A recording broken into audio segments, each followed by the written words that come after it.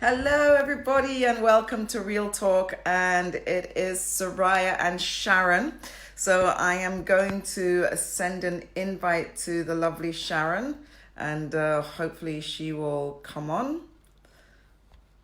Yes, we are going to be talking to you in Real Talk. So I've sent her an invite, so I'm just waiting for her to come. And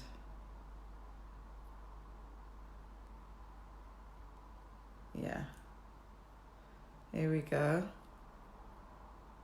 Yes, yes, yes.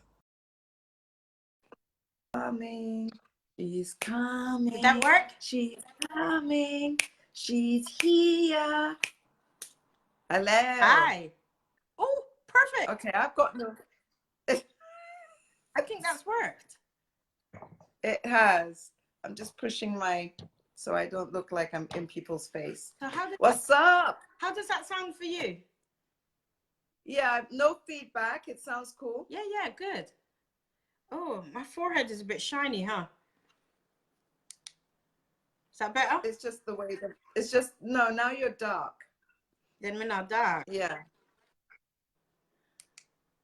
Is that better? Yeah. Yeah. Okay. Yeah. Right. So hello.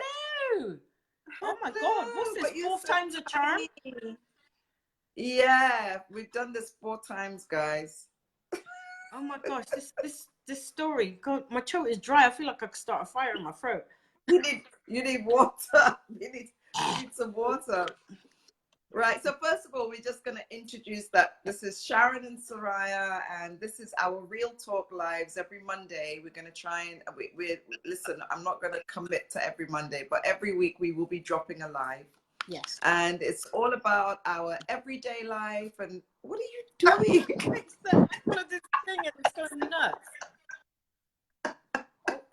Okay, keep talking. Okay. Okay. Right. So it's all about stuff that goes on in our everyday lives, stuff that affects us, things from the past, things that, from the future, from what's happening today, yesterday. But it's just about sharing real talk, Yep. things that be solutions, and sharing it with all of you, and hopefully you sharing with us, and sending us questions that you'd like us to answer or to talk about, or subject matters that you want to discuss, and also sharing your own solutions in the group. So it really is, Sharon said, a sharing group, isn't it? Yep. Eh? Yep. And we want the viewers, we want the members of the group to share their stories with us as well. And if you're not camera shy, you can just join our live videos and just, get on camera, tell your story, talk about your experiences, because we can all learn from each other. That's what we want here. We want to learn from each other as this journey during our, I'm not going to say latter years, our middle years. Are we in the middle? We're in the middle. Yes. Our graceful years. It now feels so middle sometimes, but yeah, in our middle years. I said I was going to behave myself, didn't I?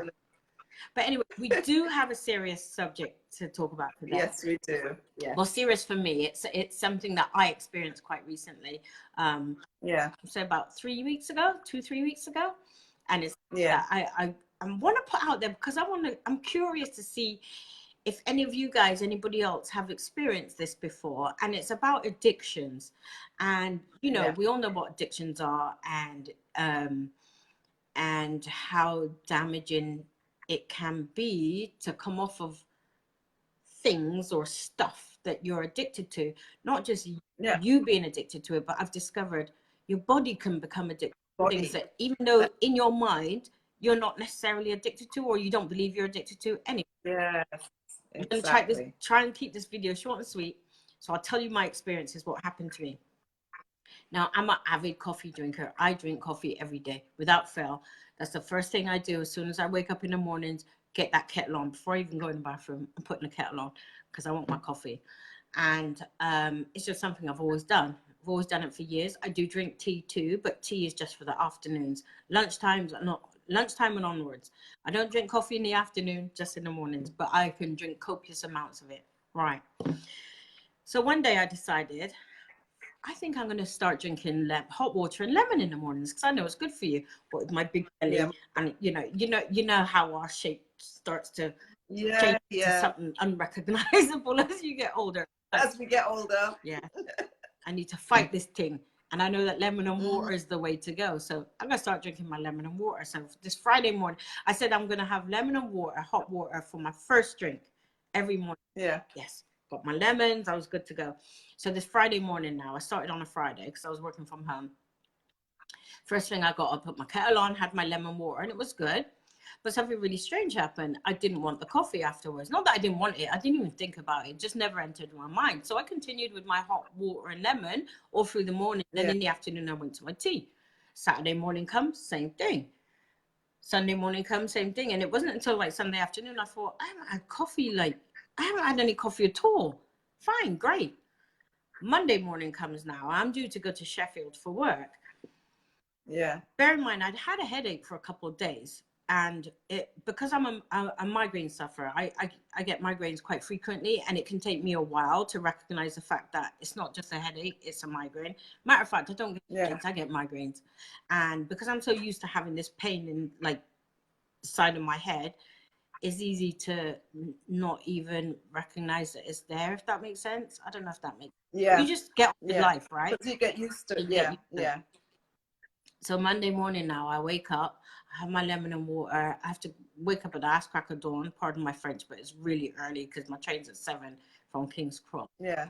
And my head is pounding to the point where I didn't think I was going to even make it up to Sheffield. I couldn't open my eyes properly. Like, it was hurting so bad that my eyes were watering. I was nauseous, and that was a real proper headache. You know, that's awful. Yeah. When you got a permanent grimace on your face, you can't even like uncrunch your face. So I had run out of my my prescription migraine pills. So I thought, okay, Migraleave I can get from anywhere. And I know that they work pretty good as well. It takes about a half hour for them to kick in. So I got to Sheffield. First thing I did, as soon as I got off the train, I'm going to go get some pain pills because I'm not going to be able to get through this day because the whole day was supposed to be a working session. And I knew I really needed to have my full head on that day. Yeah. So I go get to the store, I get the Migraleave pills. I look over and there's a Costa coffee machine. And out of force of habit, because I hadn't had coffee in a while, I was just like, I could really go for some coffee this morning. Got a cup of coffee, got my pills, got something to eat. And it's a 5-minute journey between where the shop is up to the office to start work. Yeah. I'm taking a couple sips of this coffee on my way to the office. I thought by the time I get to the office, I'll grab some water and I'll take these pills. Lo and behold, by the time I reach the office, 5 minutes later, no headache. Gone. Completely gone. Gone. Like it never happened. That was the coffee. I didn't even have an after effects pain. You know, like when you were having a withdrawal symptom, withdrawal. Like when I have a migraine and like a migraine and I take migraine pills and the main pain is gone, but I call it the aftershock pain.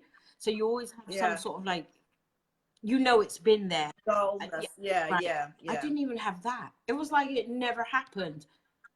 Wow. I hadn't even finished the coffee. I wasn't even halfway through the coffee. A few sips. So that got me thinking, my body was addicted to the caffeine. That was scary to me. That is scary. I wasn't addicted to it. I didn't think so. My body was addicted to it. Because it didn't even cross my mind. When I stopped drinking it, I didn't yearn for it. I didn't even think about it at all. But my body needed coffee and it was throwing a wobbly.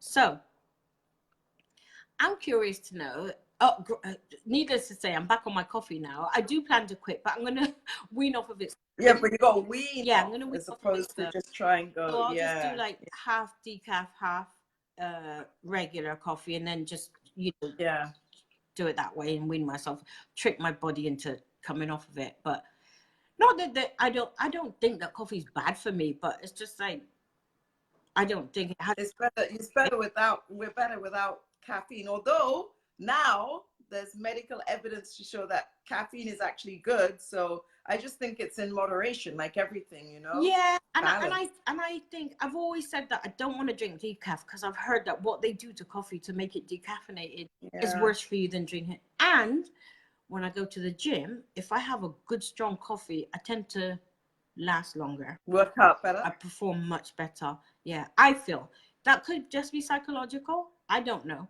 Yeah. But if it is only psychological, it works for me. I could do that extra K on the treadmill or whatever, or lift those few extra kilos. Yeah, well, it does. That's what it does. It speeds up the metabolism. So hey, that's what coffee does. It gives you the energy rush. Yeah, but lemon water really is. I know lemon water makes me feel really good in the mornings when I drink that first before anything else. So it might be just balancing and just drinking less coffee. So yeah, so the purpose for my story is I'm curious to hear from others what their experiences have been with coming off of coffee, coming off of sugar, because I know that apparently they say that coming off of sugar is like coming off of crack. I've never tried it. Yeah, I've not tried it. After my coffee experience, I'm a little bit nervous to try it.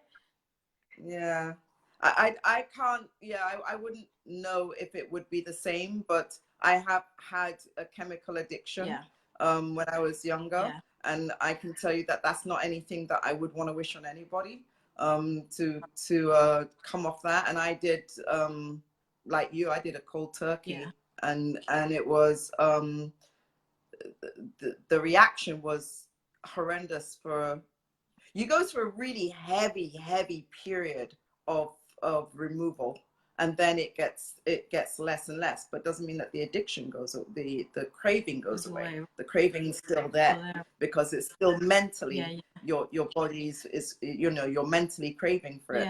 But you go through this very heavy disassociation, and that has mental effects as well as physical effects, and it's a horrible feeling. So for them to align it with that sugar with crack, I wouldn't want to wish it on anybody, because that's a hell of a removal, because you can get hallucinations, you get sweats. I mean, I'm not talking about menopause sweats here, I'm talking about cold sweat.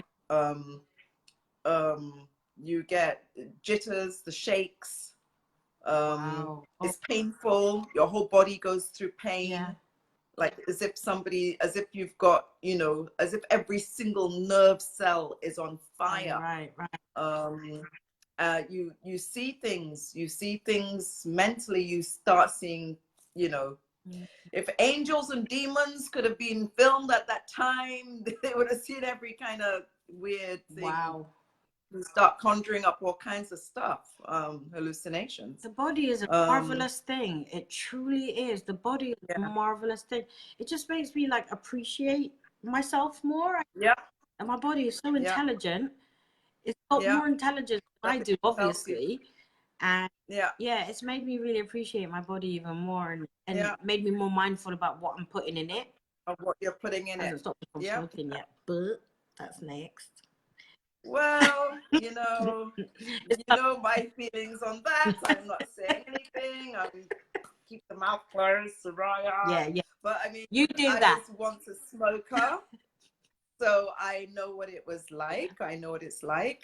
And again, I think as women, we are as strong-willed as we desire it to be. So I don't think that you have an issue with giving it up. I just think you're not strong-willed enough to want to do it yet. I just don't think you're there yet. I was there. Yeah, it's coming because I've been running more. And I know the point, and it's not stopping me from running. It's not slowing me down, but the point is going to come as I start to run further and further. It's going to make absolutely no sense that, and it's going to be just like, I'm just going to be hindering myself, I think. Because right now my lung capacity is, it's not affecting my lung capacity. Capacity. Well, some people smoked until they were in their 90s and they never had nothing on their lungs. I know. And these people, but it's two things. Ever since I was young, this probably has no bearing, but you just reminded me.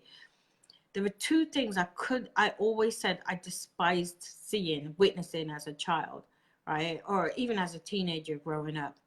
And it made me instantly lose respect for people, like older people. I did not like to hear an older person swear, curse, and I did not like seeing an older person smoke.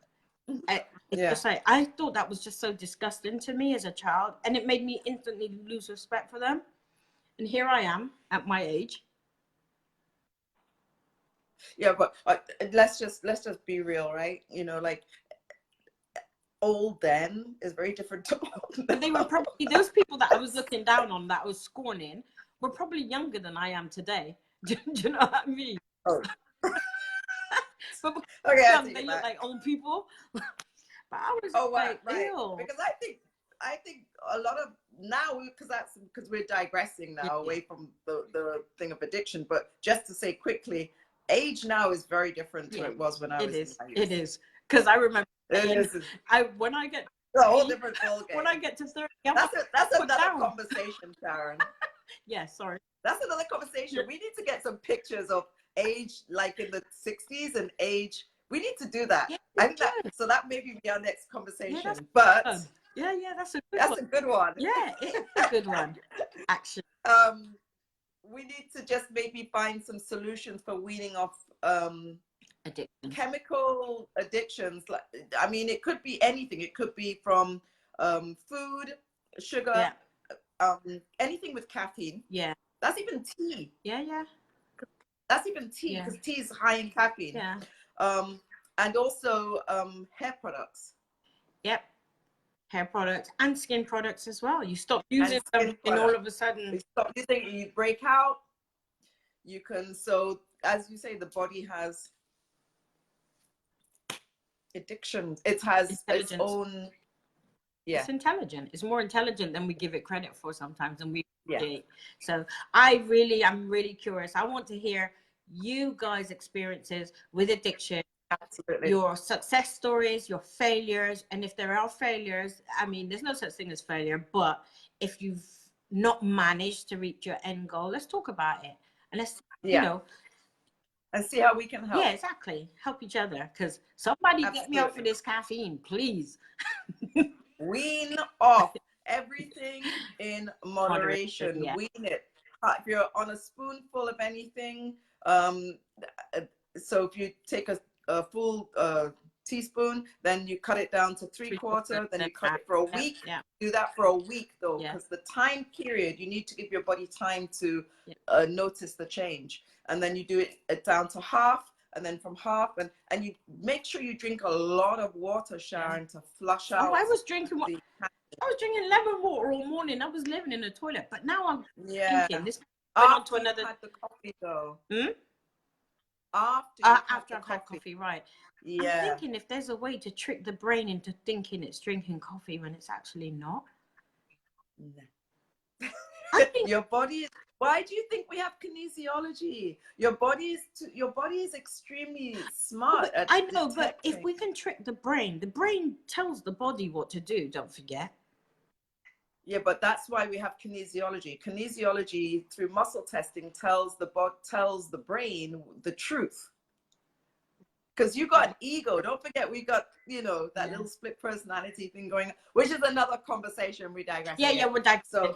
So enough for one day. We're about to kill these people. We can teach people the kinesiology. We can teach people kinetic and how to muscle test themselves to find truth about things that are good and bad for them, and that's including coffee. Yeah. So we can teach that right here. Because I did it, and my subconscious says that I can have. Coffee's fine for me, but not too much. So I know. There this. You go.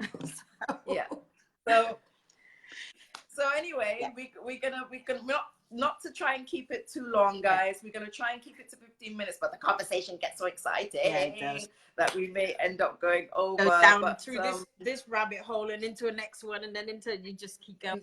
I know it's so good. Yeah. So we got at least 2 or 3 conversations out of this to carry on with. Yes, we do. So don't forget, guys, make your suggestions, come with your stories, and we want to hear from you. We just want to hear from you. And it doesn't matter if it's not a topic that we've mentioned. Talk about anything, whatever you want to talk about, and whatever you want to discuss, whatever you want to share. Bring it to the table. Let's talk about it. Real talk. Yeah, it's a safe space for us ladies to express ourselves as honestly. Yeah. If you want to talk about your big toenail, that's fine. Dude, that's talk fine. About gray hair, that's fine. You want to talk about whatever. Yeah, look at that. Even if you see my eyebrows. Oh my God. All right then. You're lucky you've got eyebrows. You're lucky you've got eyebrows to have gray hair. True that. I don't have any. True that. All right. Later. Bye bye. Bye everyone. Thank you. Bye. Bye, guys. Bye. Bye.